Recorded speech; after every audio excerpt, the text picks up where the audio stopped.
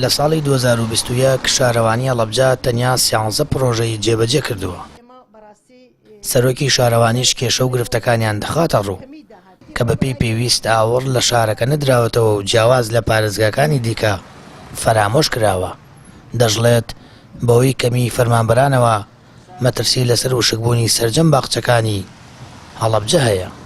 13 پرۆژە جێبەجێ کراوە بە پرۆژە وەستاوەکان و بۆ پرۆژە نوێیانش و بۆ پرۆژە بچووکانی کە شارەوانی توانی بێتی لەسەر داهاتی خۆی جێبەجێ کردووە.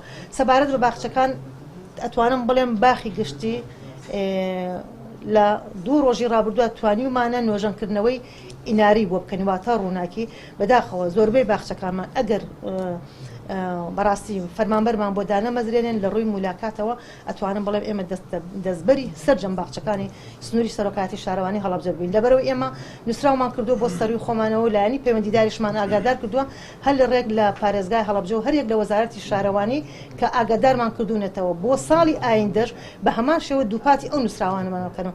بەڕاستی ناکرێت ئەو باخچانە ئێمە چەند ساڵە خزمەتی ئەەکەین، چەند ساڵە نۆژەن ئەکرێتەوە، هاوڵاتیانی خۆشەویست گەنجەکان ئەڕۆنتیە ئەبن، بەڵام بەداخەوە ئەگەر بەم شێوە بێ ئێمە ئەتوانە بڵێم جگە لە باخی گشتی سەرجەم باخچەکانی سنووری سەرۆکاتی شارەوانی لەدەستەیە. بەپێی زانیاریەکانی سەرۆکی شارەوانی سەرمایەداران و کۆمپانیاکان ئامادە نین وەبەرهێنان لە پارێزگاکەدا بکەن. ئەوەش کاریگەری لەسەر پێشکەوتنی پارێزگاکە دروست کردووە. دەژڵێت ئامادەن زەوی بەر سەرمایەدارێک بدەن کە پرۆژەی خزمەتگوزاری جێبەجێ بکات. ئێمە ئەوەی کە گرفتمانە وەکو سەرۆکایەتی شارەوانی بەڕاستی زەوی دابین ئەەکەین بۆ بەرهێنەر، ئایا لە ڕێوم ساتەحەوە بێت بیکات، ئایا لە ڕێوە بەرهێنانەوە بێت، بەڵام بەداخەوە کەسەکە وەک پێویست نایە بەدەمانەوە. من زەویم دابین کردووە بۆ مۆڵ نەهاتوون، زەویم دابین کردووە بۆ